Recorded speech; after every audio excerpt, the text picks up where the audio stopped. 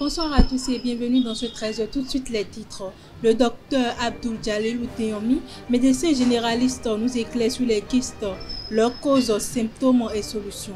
Une affection fréquente mais encore méconnue. À l'international, Emmanuel Macron attendu à la Maison Blanche en début de semaine prochaine pour discuter de la guerre en Ukraine avec Donald Trump, alors que ce dernier appelle à mettre fin au conflit. Au sport, la pétanque, bien plus qu'un simple loisir, passionne jeunes et vieux à Parakou et environ.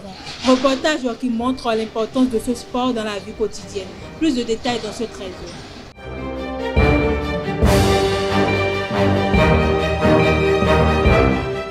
Mesdames et messieurs, à nouveau, bonsoir. Comme je l'ai annoncé tout à l'heure dans le sommaire, les kystes, ces petites poches remplies de liquide, souvent considérées comme bénins, peuvent parfois susciter des inquiétudes.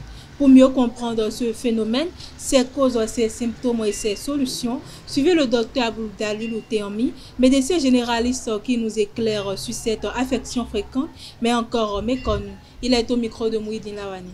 Les kystes ovariens, la définition simple, c'est juste une grosseur qui apparaît à la surface des ovaires, tout simplement. Ces grosseurs, la plupart du temps, se forment, n'ont pas de cause apparente, mais il y a quand même un mécanisme qui peut évoluer vers la formation de ces grosseurs.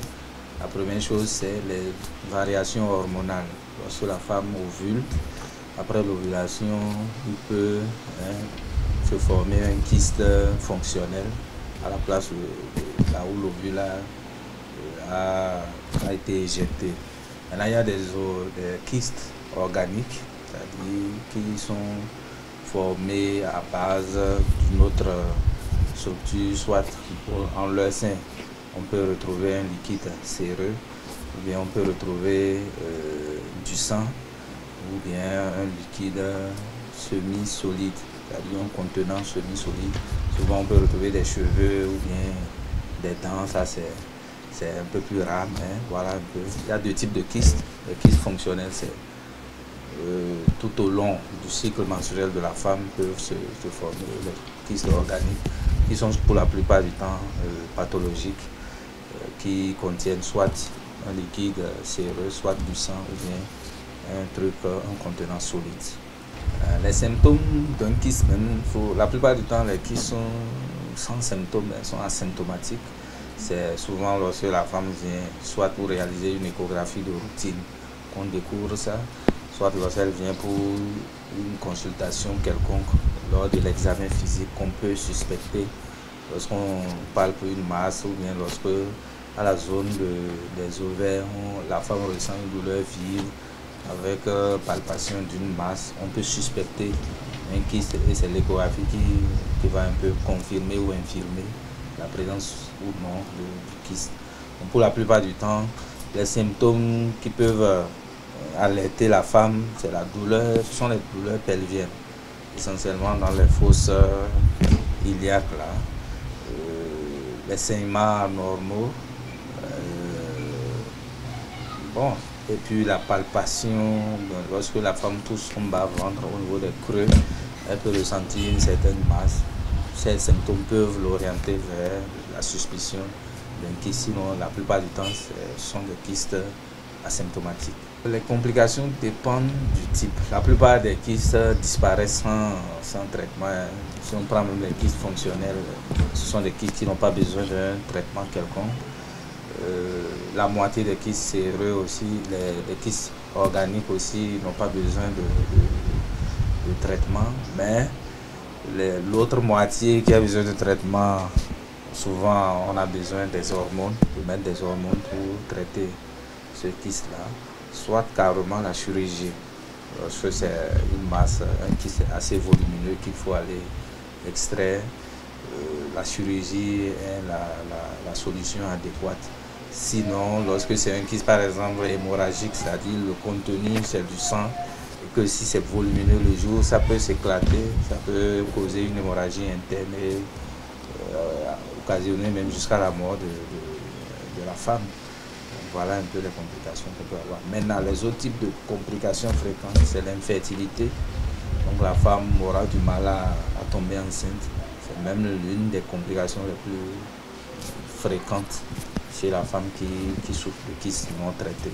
Le conseil que je peux donner, c'est vraiment de consulter un professionnel de la santé. Bon, vous allez dire que je suis un médecin, c'est pour ça que je vais donner ce conseil. Vraiment éviter surtout les traitements traditionnels non, comment on appelle, non prouvés. Bon, bien sûr, il y a des phytothérapies qui marchent, mais ça doit être aussi en concert avec le praticien qui peut collaborer avec ce praticien pour soigner cette femme. Mais de là, aller prendre des tisanes ou autres qui peuvent soigner tel ou tel kyste, je ne conseille pas. Parce que cette même tisane ont souvent des conséquences néfastes sur l'ensemble même de l'organisme. Donc, déjà, dès lors qu'il y a un kyste, il faut obligatoirement consulter un professionnel de la santé pour être mieux suivi. Le mercredi 19 février 2025 à Gorée, dans l'arrondissement de Tassoniki, 12 bœufs ont succombé après avoir ingéré des pommes de cajou imprégnées de raticide. Le drame rapporté par Souti des RAFM s'est produit alors que les animaux en pâturage se sont effondrés sur le chemin du retour après s'être abreuvés.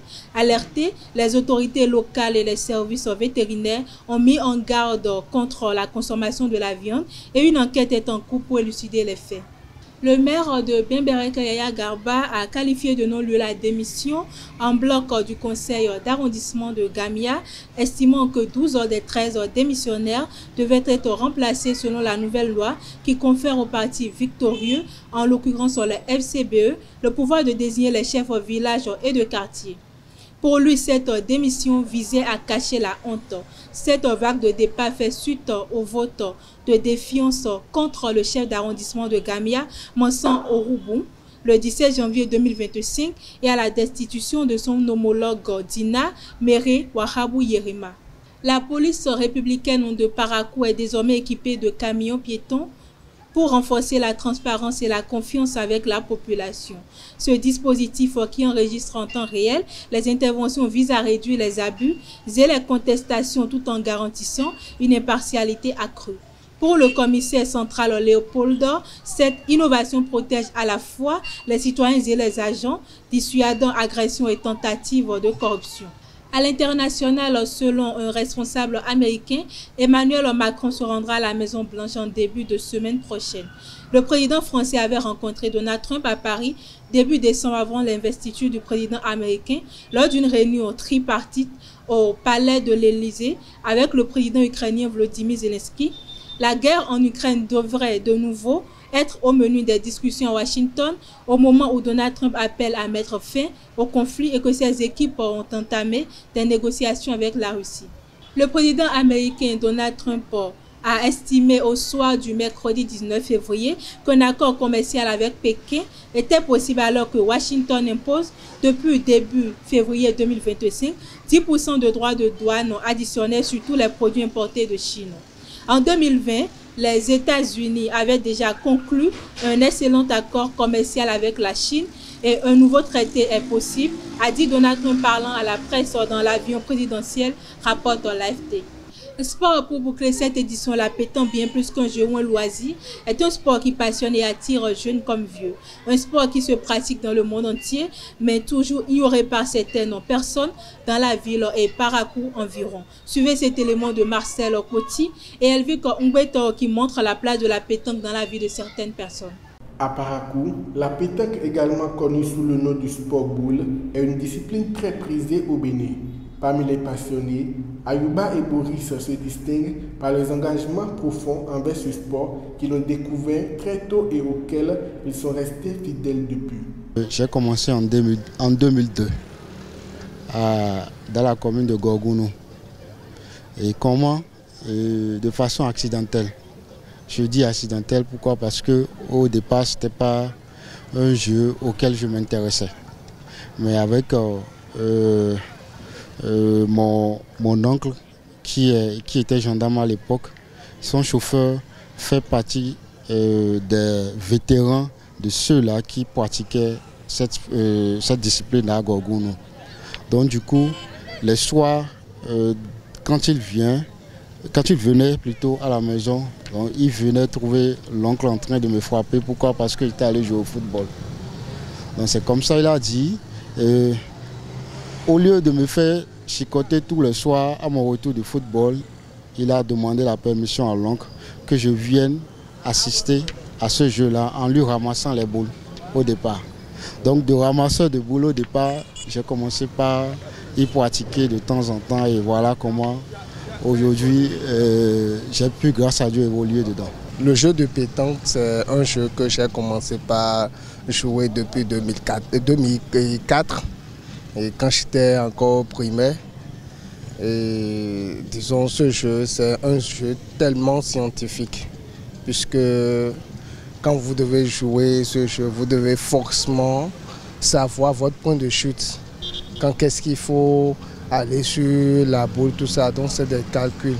Et cela fait, même quand vous devenez passionné à ce jeu, je pense qu'à l'heure du jeu, vous êtes toujours actif pour jouer.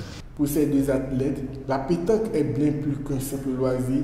Elle exige un entraînement rigoureux et constant avec des objectifs précis. Il faut d'abord s'exercer. Le jeu de pétanque, c'est un jeu, quand vous laissez pour un temps, soit peu, ça vous quitte la main. Donc, il faut chaque fois s'exercer, Donc, à force de s'exercer, on arrive à relever les défis. Personnellement, mon équipe et moi, on s'est donné comme objectif de travailler ardemment pour le championnat 2025, nous puissions être parmi les meilleurs du Bénin.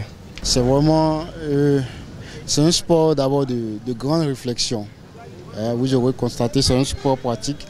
Il faut savoir où tomber, comment ajuster, comment tirer une boule, un peu de tout. Les deux athlètes nous partagent quelques moments marquants dans le sport. Nous avions participé à des championnats départementaux. Et je pense que, bon, c'est vrai, nous ne sommes pas partis très loin, mais à chaque fois, on essaie de faire un pas en avant. Depuis que je pratique ce sport-là, la période qui m'a le plus marqué, c'est en 2018, où j'ai eu l'occasion de participer d'abord dans un premier temps à une sélection départementale. Et suite à cette sélection départementale, j'ai pu atteindre le niveau national. Ayouba exprime sa fierté quant au niveau des boulistes béninois sur la scène mondiale, soulignant les progrès significatifs réalisés par ses compatriotes dans cette discipline. Aujourd'hui, je crois, avec le dynamisme de notre fédération et des différentes ligues actuellement encore au mandat, cette façon de voir est en train de changer. Pourquoi? Parce qu'il y a beaucoup d'activités qui se mènent et il y a beaucoup de sensibilisation aussi qui se font un peu partout et qui donnent de la vraie valeur à notre discipline. Et mieux encore, sur le plan mondial, le Bénin fait partie des meilleurs pays qu'il faut craindre en termes de pétanque. Interrogé sur la possibilité de vivre de la pétanque, un sage passionné du sport affirme que cela est envisageable. Oui, ça peut nourrir. Tout sport peut nourrir. Vous voyez, c'est comme le football. Football, aujourd'hui, il y a des gens qui sont donnés à ça, ils sont bien, comme si les autres sports. Il y a plusieurs sports que dans les autres pays, on verra dans les Olympiques, qu'on sort, dans les mondiaux et nationaux. On voit comment le sport anime les gens. La pétanque au Bénin est bien plus qu'un simple jeu, c'est une véritable institution qui rassemble des joueurs de tout âge et de toute origine, contribuant ainsi à renforcer le tissu social et à promouvoir les talents locaux sur la scène internationale. Le Real a remporté son match en retour contre Manchester City en Ligue des Champions avec un score de 3-1 grâce à un triplé de Kylian Mbappé. Cette victoire permet aux Madrilènes de se qualifier pour les 8e de finale avec un score cumulé de 6-3 sur l'ensemble des 2 matchs. C'est tout pour ce 13h. Merci de m'avoir suivi. À très bientôt.